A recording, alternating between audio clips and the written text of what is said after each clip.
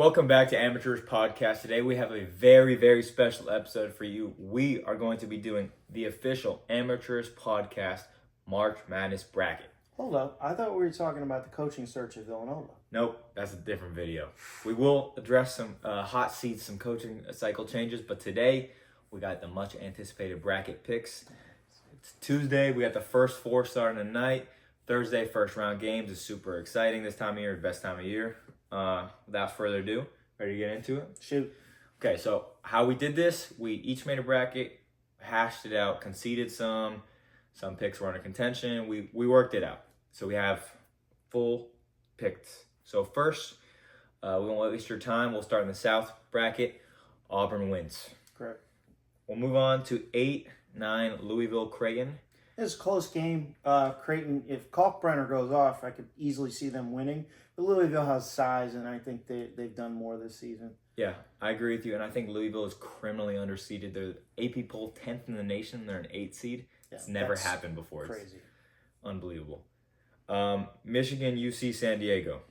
This is a close game just because San Diego is underrated. They are very, very good. Yeah, they could have been an at-large bid for sure.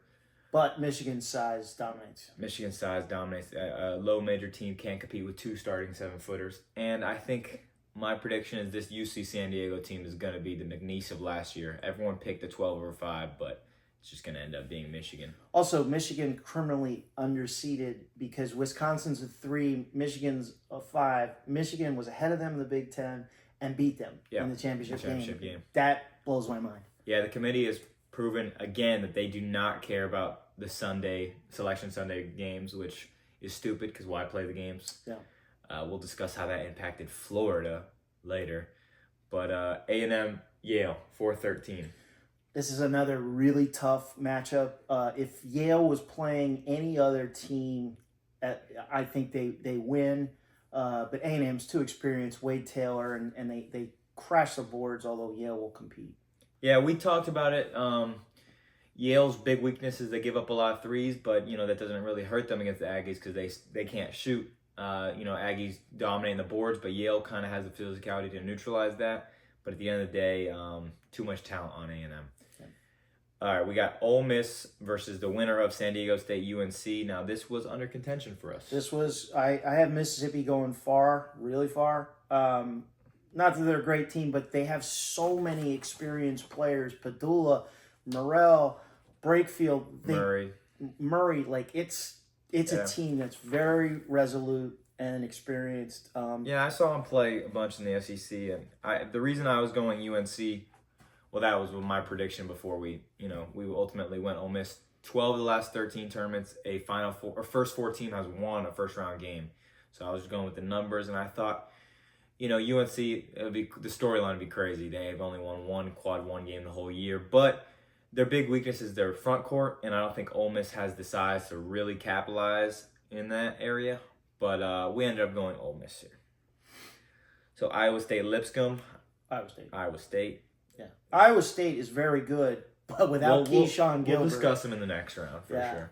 Let's go Marquette, New Mexico. We ended up going University of New Mexico. I thought last year I had him in my Final Four, not going to lie, with Mashburn Jr., Eddie House's son. But Donovan Denton here is the guy. It's going to be a great battle between Cam Jones and Donovan Denton. For sure. Michigan State, Bryant. Michigan State. So we'll shout out Earl Timberlake. Earl Timberlake, Miami legend. Yeah. We'll go to the West now. We got Florida over Norfolk State. I thought, just pointing out there, Florida being the 4th 1 seed was kind of insane.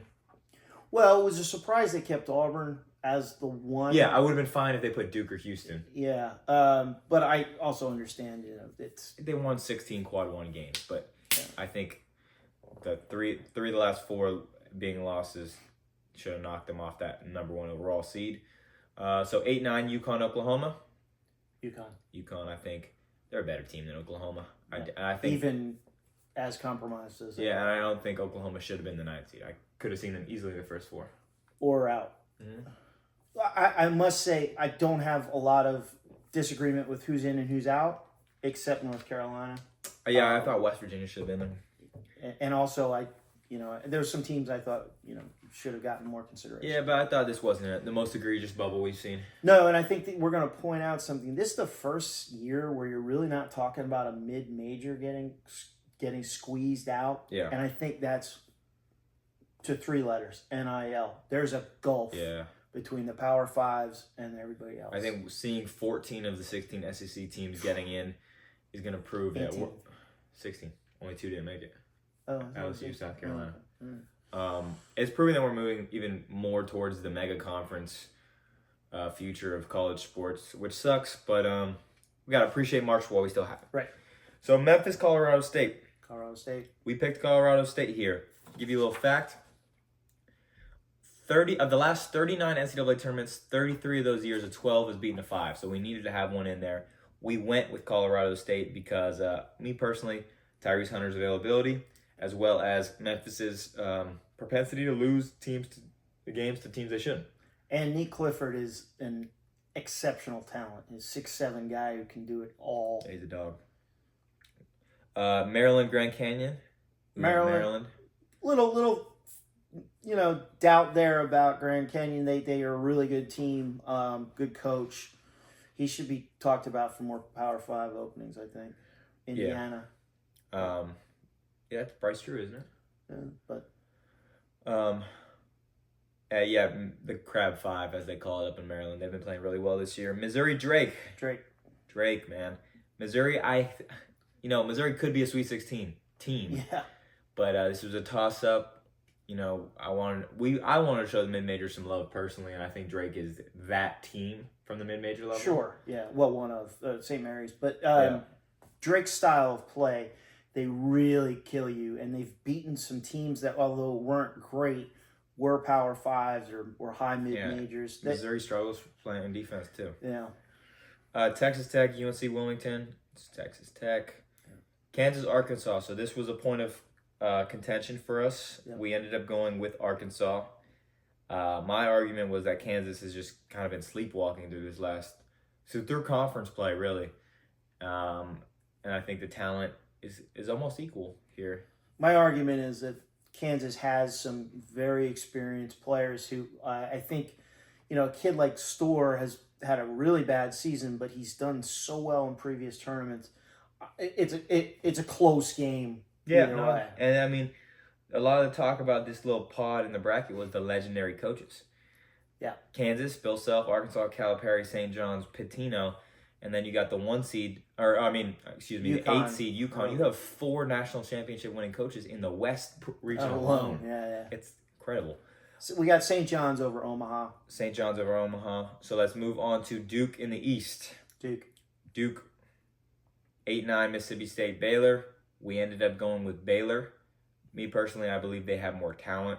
I think Mississippi State is really reliant on Josh Hubbard. And I want to see that Jeremy Roach-Duke matchup. Yeah, I think this is a close game. I think the talents are fairly equal. I understand what you're saying about Baylor, but we disagreed on that one a little bit. So Oregon, Liberty. Oregon. We went Oregon.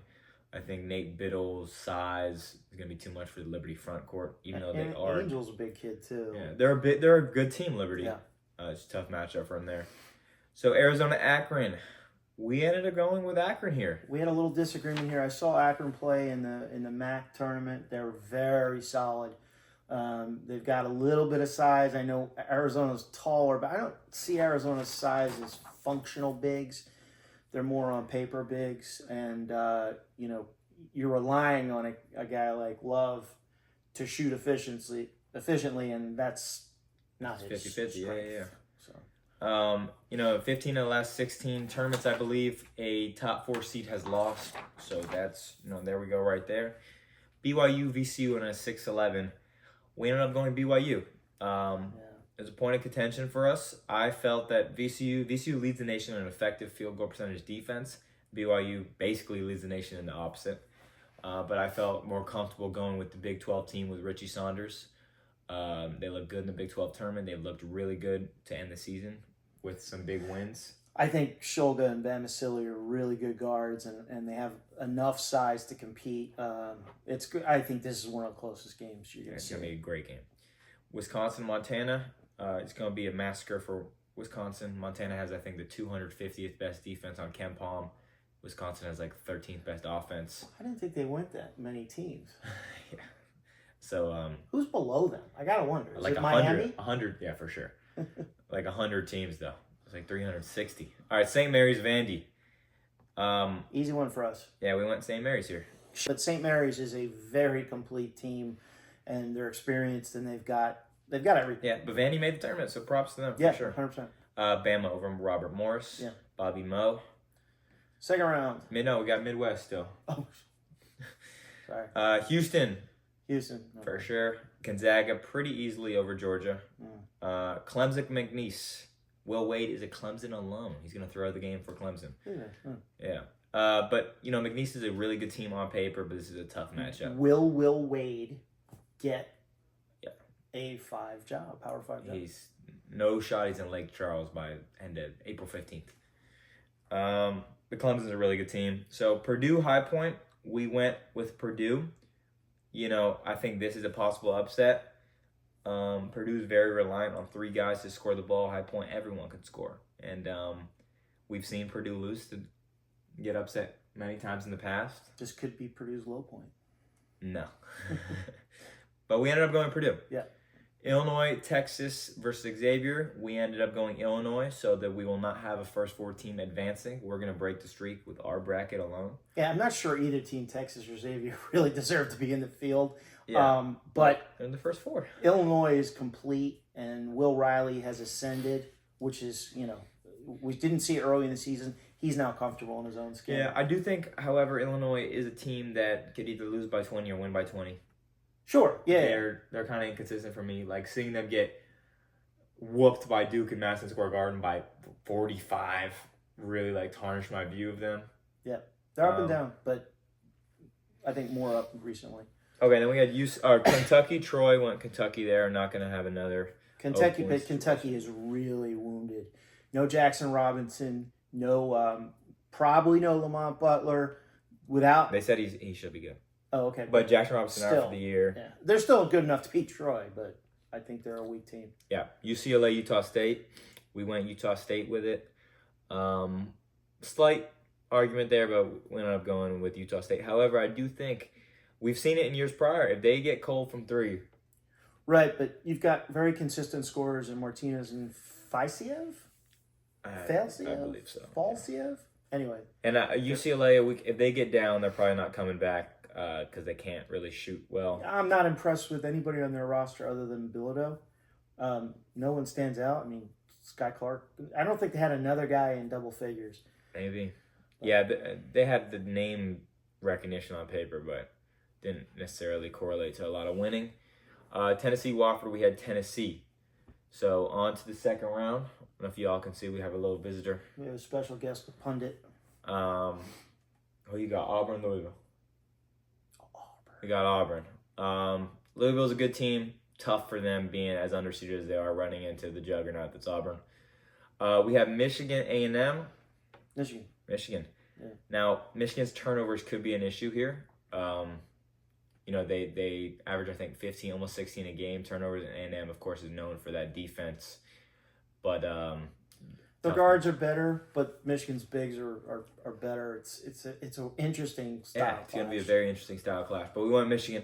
Ole Miss, Iowa State. We went Ole Miss. The news that Keyshawn Gilbert is out for the year, that's Iowa State's second or third best player, is huge because they were a team to be reckoned with before that. But and Lipsey is hurt, but I think he's going to play. He's limited. He's limited. Yeah, and so now we have New Mexico, Michigan State. Disagreed here, but we went Michigan State. They're one of the hottest teams in the country right now. I don't know if you can say that. I have concealer over my black eye here because we definitely disagreed.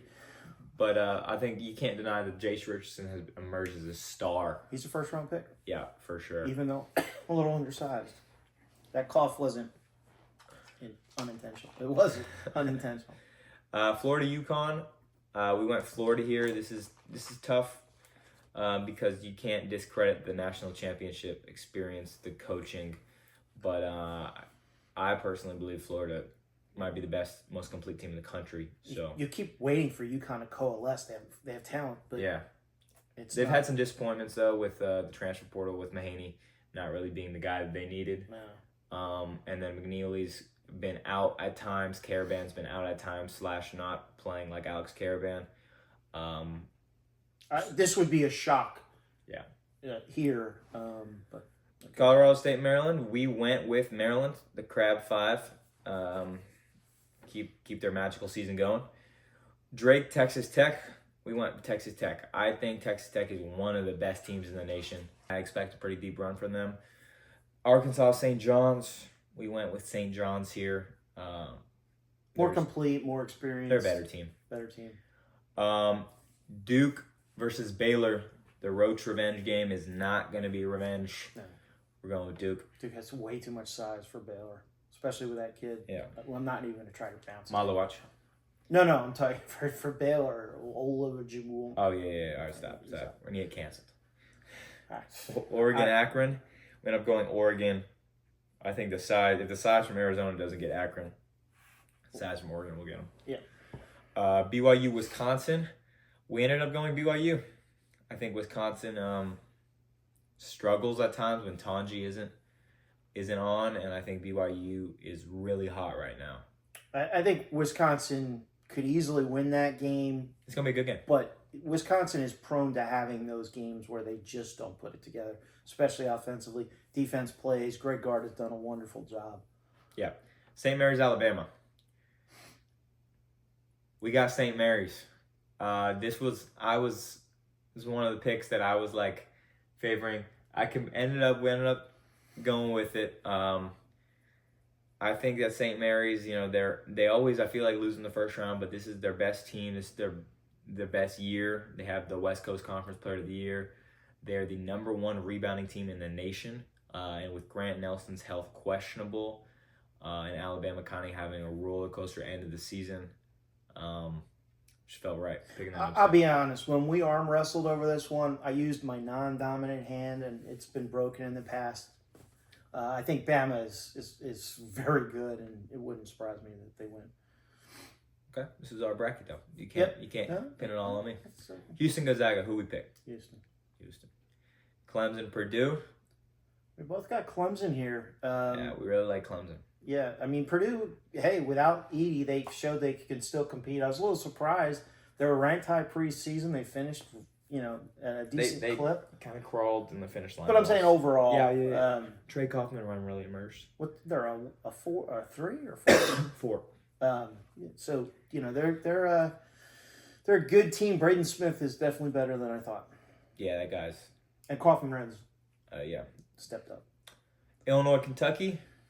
We got Illinois. Kentucky's too compromised here. Yeah, if this was in December, Kentucky, completely different story. Yep. Utah State, Tennessee. We got Tennessee. Tennessee is too good. Let's go Sweet 16 with it. Auburn, Michigan. We went Auburn. They've been. They're one of the few teams in the country that with Broome and Cardwell that can compete with Michigan. Their guards are better. They're more explosive. I don't think it's a close game.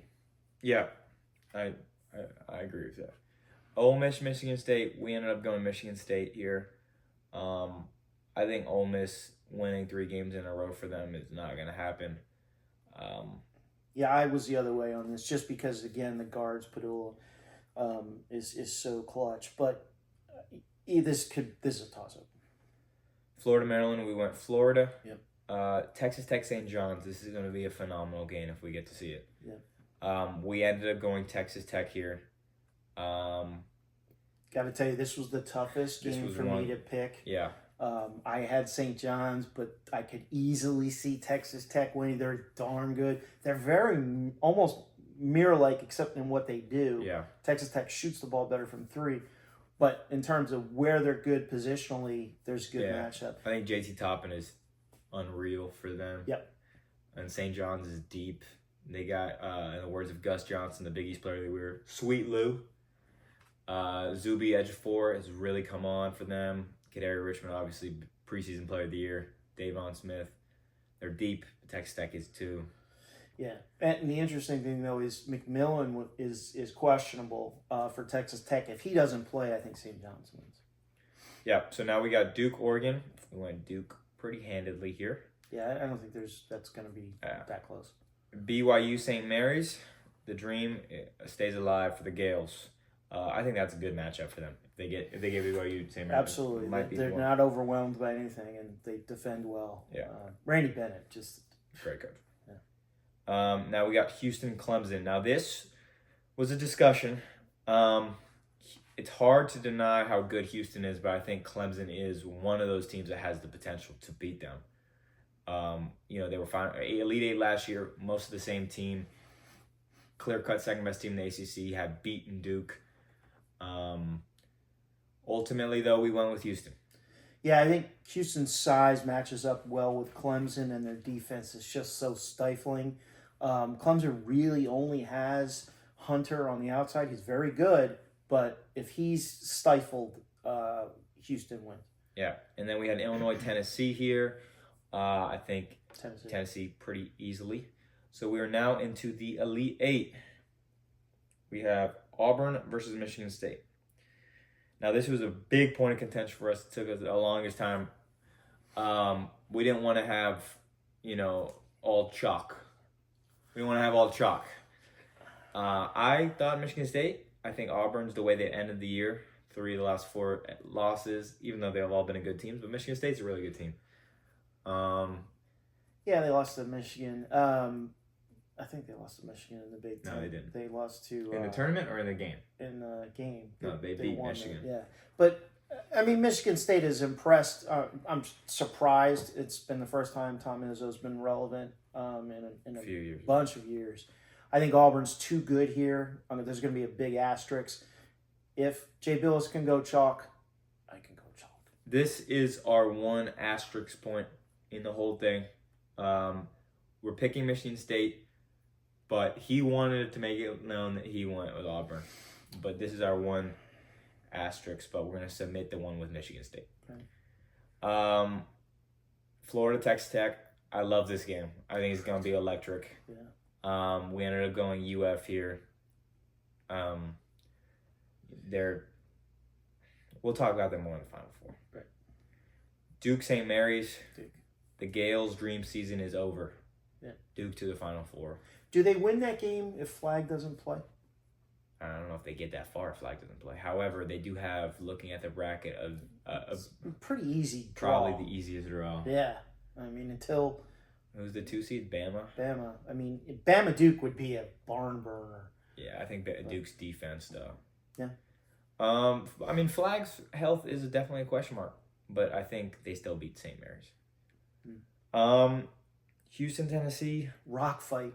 Probably 45-44. I think you could take that. I would take the under here. Both teams are mirror image defensively. They don't play the same exact style. Houston's interior is much better than Tennessee's. And I've seen Lanier get choked out. Yeah. He's going to get choked out by Houston. If you like high-scoring basketball... Don't watch that game. Yeah. So, like I said, we couldn't go all chalk.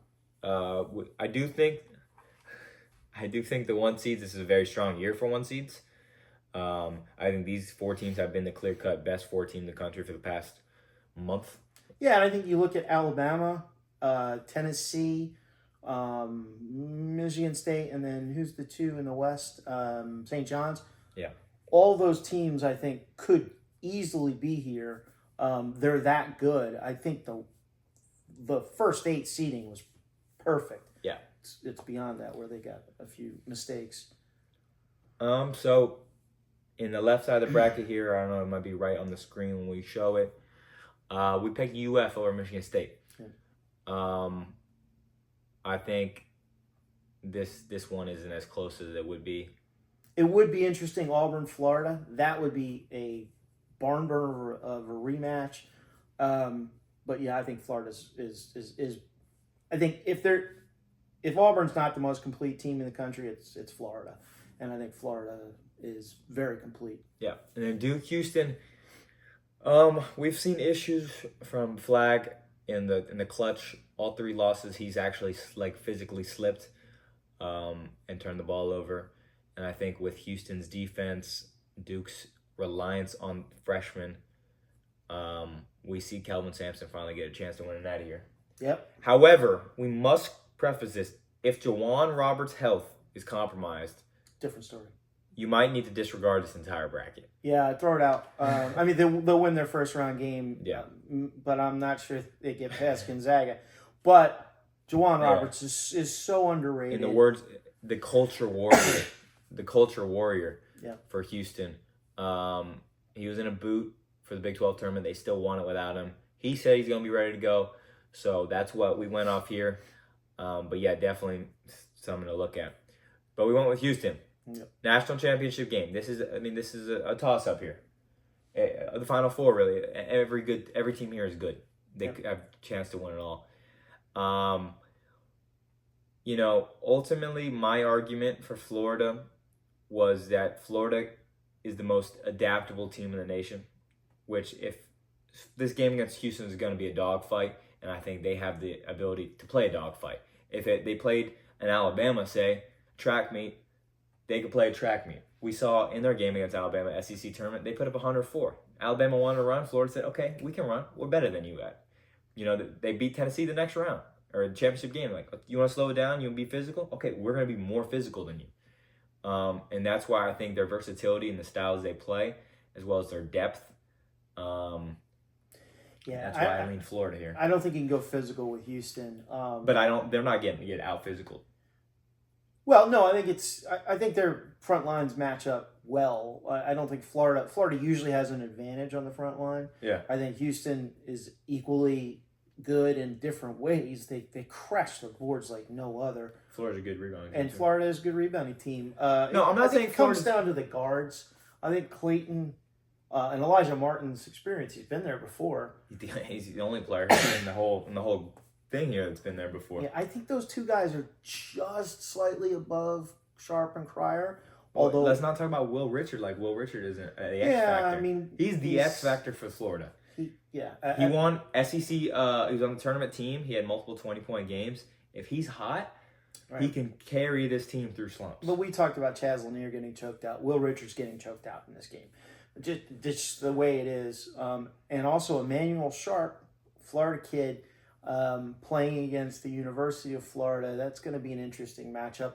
But in the end, I went with him. I mean, I think Florida, deepest, most complete team in the country. Houston's good. Do we have a score there? I have 7. If the tiebreaker is how many total points will be scored in the championship? 72 plus 66. You're asking a sports journalism major, that man. It's 148, I believe. 130. 138. 138. So that's going to be our total points. I'll go with him there. $1 billion right here. Yeah. Perfect bracket. This is the first ever perfect bracket. Do not copy our points for the tiebreaker. Right, please. You can copy our picks. Do not copy our tiebreaker Trademark. points. We trademarked 138. But yeah, no, this was a tough. I mean, the March Madness brackets are always tough. They're the most fun thing to do. Imagining these matchups. But I'm ready for the madness to commence. Yeah, it's gonna be fun. There's some really good, interesting matchups. Like we talked about the West, those coaches. Come on.